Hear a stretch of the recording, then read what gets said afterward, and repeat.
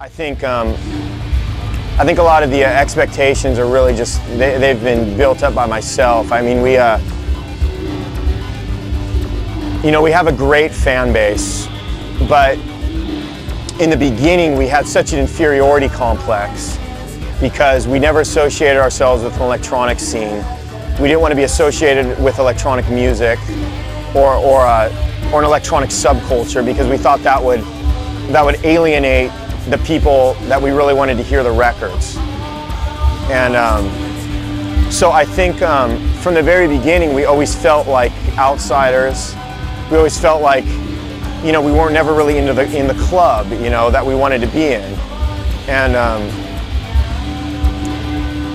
I think that evened itself out years later because of the fact that we persistently pushed ourselves into these different scenes, and or I should say that we never shied away from any particular scene, and we just sort of made ourselves like widely available to anybody that would listen. Times have changed a lot in recent years. A lot of people have come around to understanding that what we do is a lot weirder or takes a lot more courage than, the 400th band with 22 tattoos and blue hair, and he has his ears pierced, and he looks like the other 800 bands. It's not even weird, there's nothing weird. It takes no courage at all to do that. So we've just always felt like when it's us two guys with no drum kit and no amps, and we have to go out there and play our music, personally, I've always thought like what we're doing takes a lot more courage than what all of the rest of you guys are doing. I dare you to go play our songs in front of 200 kids. It's a lot harder. Yeah, it's whatever. I think every band goes through that kind of stuff, and it just comes with the territory. We definitely aren't trying to sound different, from record to record. We want all the records to sound the same. We want to just refine. We don't want to progress. You hear a lot of bands saying, "Oh, this new record sounds nothing like the last record," when in reality it sounds identical to the last record. So we don't have any, we just, we kind of found what we wanted to do, and we just want to slowly improve it, over the years. It's hard to think when people ask you what you've been listening to lately. I can never, I just blank out immediately. Nothing that sounds like us, really. Neither one of us really listen to that. We buy electronic music to kind of hear what someone else is doing, but I hardly ever put in an electronic band when I'm driving, or just after I hear it the first time just to see what they're doing, and you kind of think about it, and then after that there's hardly any electronic stuff that I actually listen to on I think it's just basis. a general, we just like being up on what's going on currently, in any scene, all different scenes. There's a big New York scene right now for electronic stuff, and there's a big indie scene right now in Omaha, and we just kind of like to keep up on everything that's going on musically, just so we're not, it's just fun. It's just it's still being a music fan, and discovering new bands and stuff like that, I think. But Lyrically, it's always taking a novel approach.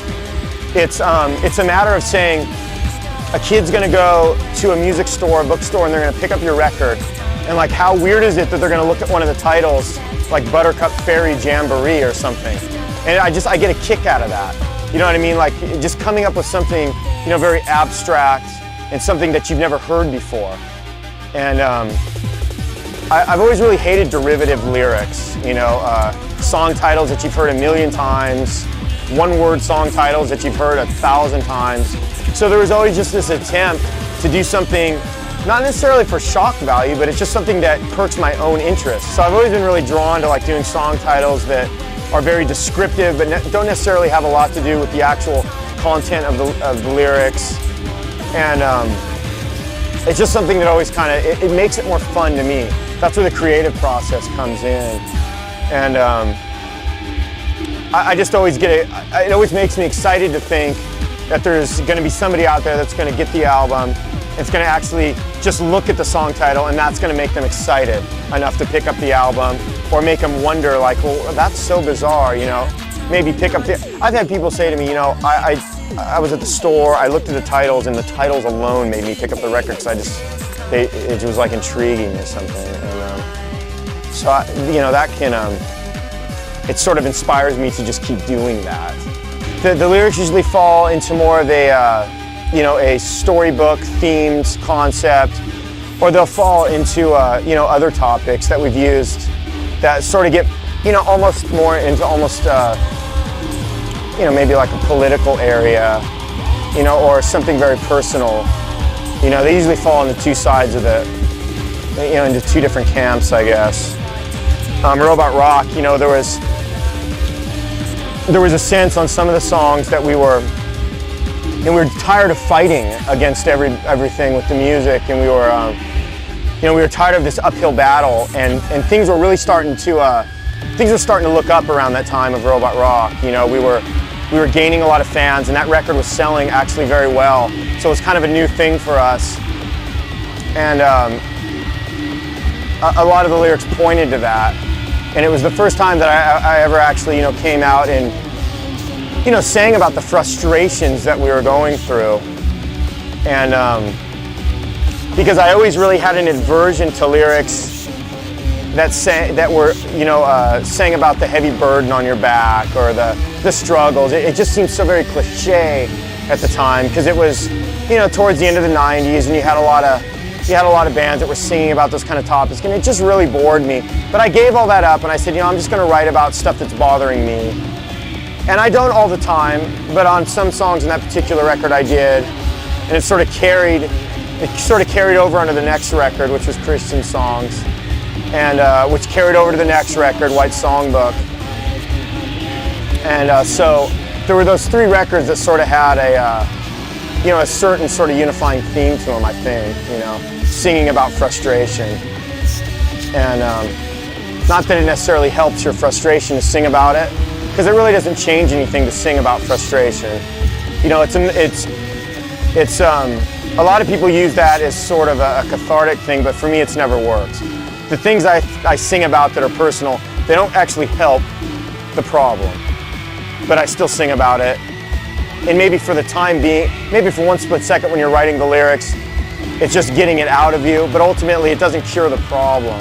You still got to deal with the problems. You know, a song doesn't cure a problem, and but you still sing about it, you know. You know, the sounds are there to sort of give it its own style and just basically support the song.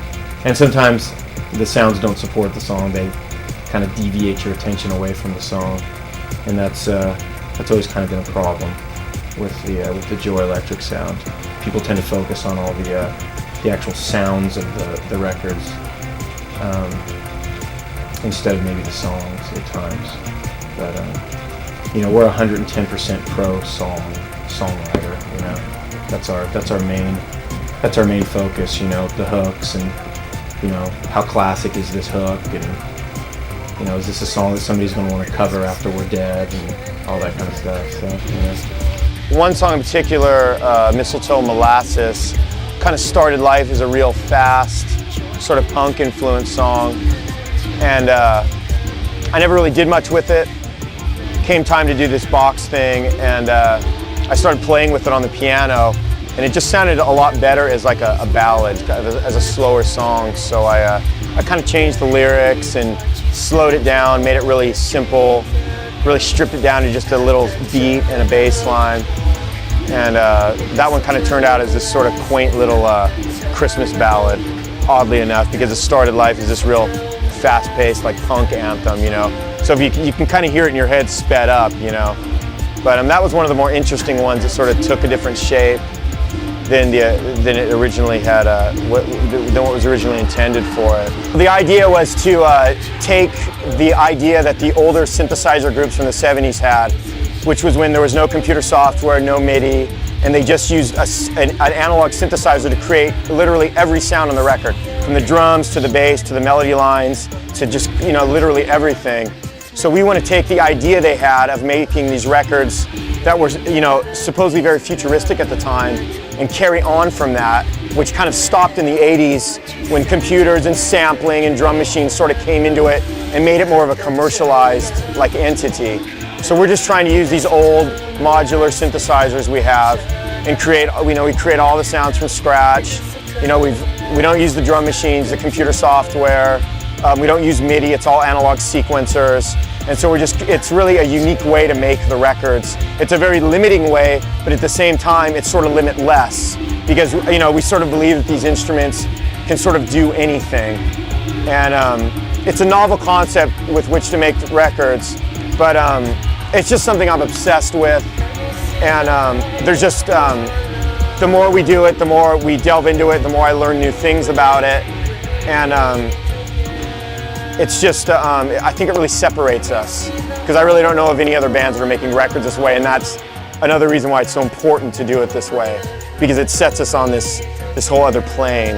And it's just important to be able to do something that you can just, you know, quite literally call your own. And I think we've sort of created a sound that we can call our own.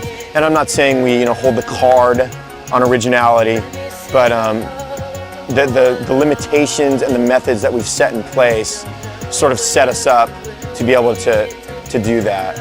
And there's just no other way of making records for me, so.